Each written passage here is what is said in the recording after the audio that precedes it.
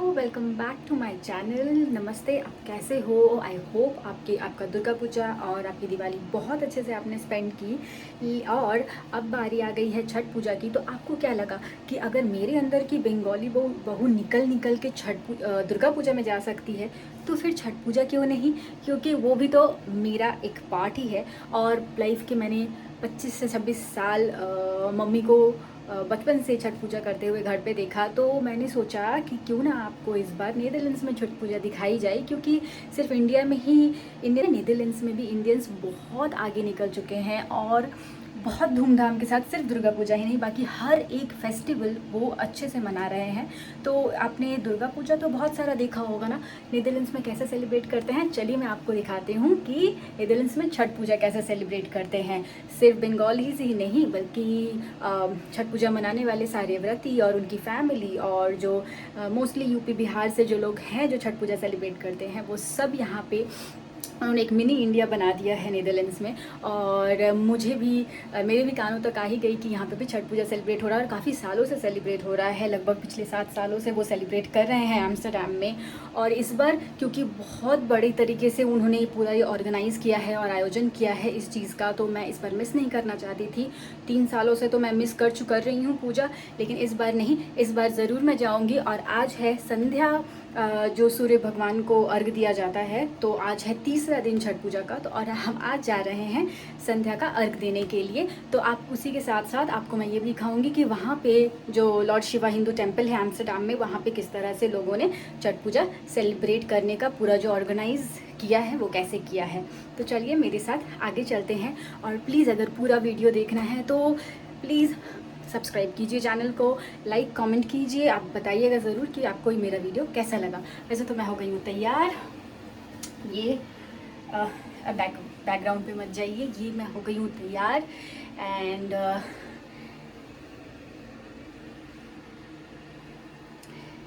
ये हो गई मैं तैयार और बाबू भी तैयार है, बस वो सो रहा है, वो अपने टाइम फॉलो कर रहा है और वो सो रहा है। तो हम उसे उठाने नहीं वाले हैं, बस उसको हल्के से कार सीट में डाल देंगे और उसके बाद 1 से 1 घंटे लगेंगे, लगभग हमें 1 घंटे 12 मिनट लगेंगे हम लोग, तो पहुंच जाएंगे और फिर मैं वहाँ से आपको मिलती हूँ। দেখো কিরম লাগছে, উরি বাবা চলেছে চলেছে, চলো চলো ঠান্ডি আছে পাপা চলো। तो दोस्तों अभी बज रहे हैं 2 और हम निकल चुके हैं। हमें 1 घंटे 12 मिनट लगेंगे एम्स्टरडैम पहुंचने में, जहां पे ये पूजा हो रही है। और बेसिकली एक शिव मंदिर है, काफ़ी बड़ा स्पेस है वहां पे ही। जो लोग हर साल ये करते हैं वो ऑर्गेनाइज कर रहे हैं वहीं पे। और उसका ये जो ऑर्गेनाइज किया है जिन्होंने, उसका नाम उन्होंने रखा है मगध मंडल। तो मगध मंडल में बहुत सारे पार्टिसिपेंट्स हैं और बहुत अच्छी तरह से वो पूरा ऑर्गेनाइज कर रहे हैं। जैसे कि जो व्रतीज़ हैं वो अपने घर से आएंगे शाम के 4 बजे, लेकिन उसके पहले वहाँ की पे जो सारी तैयारियाँ करनी है, वहाँ के जो पार्टिसिपेंट्स हैं, जो पार्टिसिपेट कर रहे हैं, जो मेंबर्स हैं, वो हेल्प कर रहे हैं।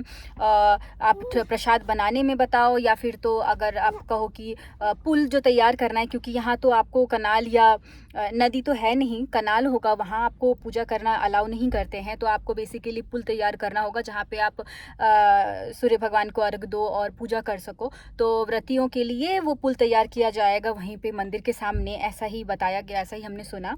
और उसके बाद सुबह से शुरू हुई है प्रसाद ठेकुआ बनाना, से शुरू हुआ है पूजा प्रसाद बनाना, जो उसकी शाम तक चलेगा। और बाकी की पूजा जो है लोग अपने घरों में ही कर रहे थे, क्योंकि छठ पूजा आपको पता है 4 दिनों का पर्व है, महापर्व है 4 दिनों का। तो नहाए खाए और जो खरना है वो लोग अपने घर में ही कर रहे थे, लेकिन शाम का अर्घ और सुबह का अर्घ जो है वो वहाँ आएंगे देने के लिए।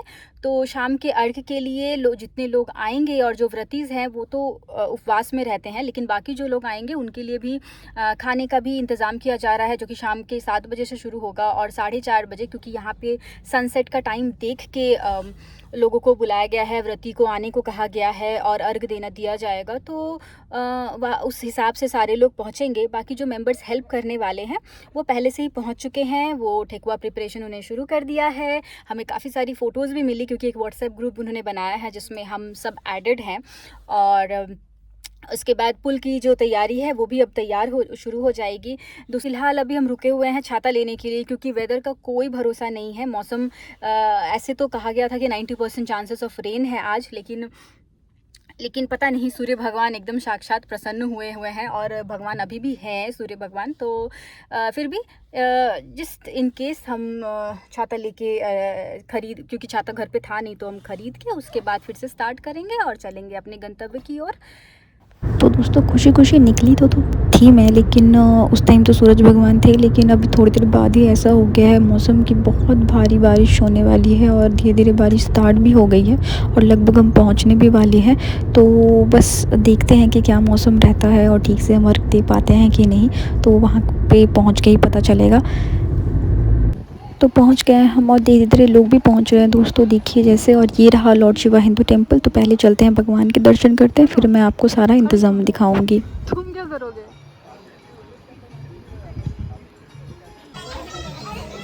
आप माथा पे पीछे रखिए, माथा पे लेके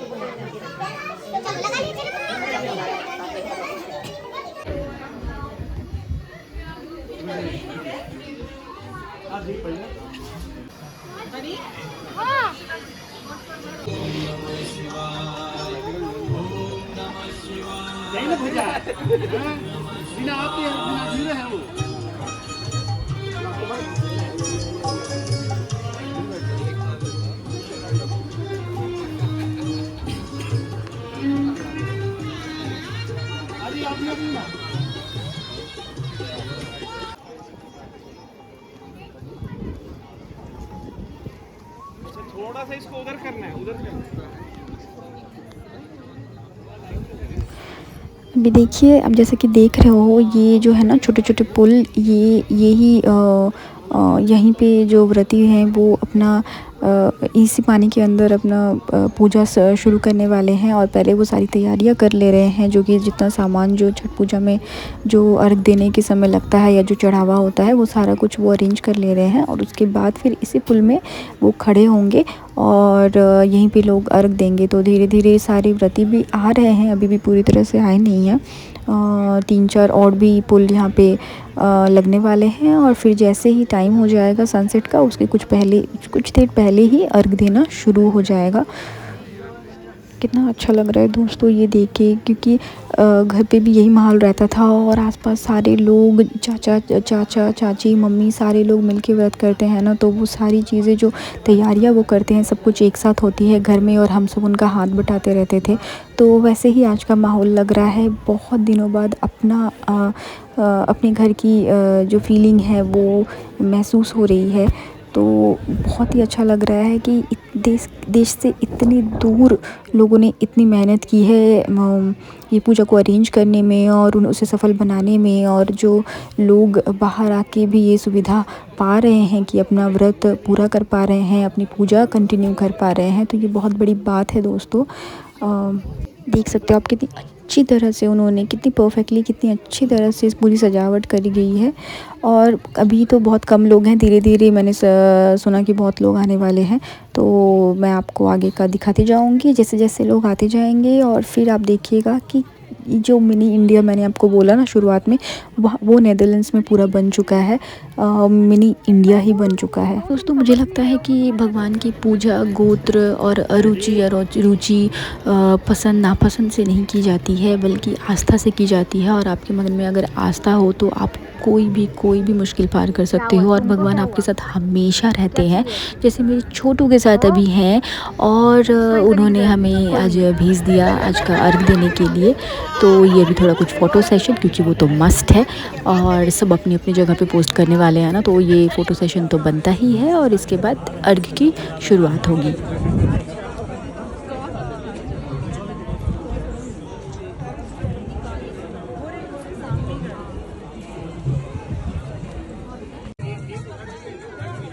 कल जो सुबह का अर्घ होने वाला है दोस्तों, वो काफ़ी सुबह है, 7 से 8 बजे के करीब, और उतनी सुबह बेबी को लेके निकलना और यहाँ पहुँचना हमारे लिए मुश्किल होगा, इसीलिए हम संध्या अर्घ ही देख रहे हैं।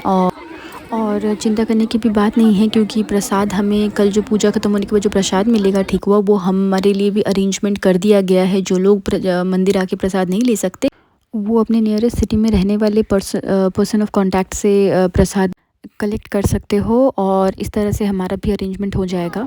और अब बारी है डूबते हुए सूर्य भगवान को अर्घ देने की। तो जैसे कि आप देख रहे हो ना, सामने पूरी भीड़ लग चुकी है और लोग एक एक करके भगवान को अर्घ देने के लिए सामने आ रहे हैं। मैंने भी इसी बीच में जल लेके भगवान को अर्घ दे दिया और अपना हाथ बढ़ा के इतनी भीड़ में भी बहुत मुश्किल से अर्घ ख़त्म किया, और जल्दी से दौड़ते हुए भागते हुए गाड़ी की तरफ गई, क्योंकि मेरा बच्चा बहुत देर से रो रहा था, उसे बहुत नींद आ रही थी, तो मैं इसीलिए भाग के गई। और क्योंकि आपने मेरा पूरा ड्रेसअप नहीं देखा, तो ये एक थोड़ा सा टर्न उसके लिए। और अब मिलते हैं अगले वीडियो में, तब तक के लिए जय छठी मैया।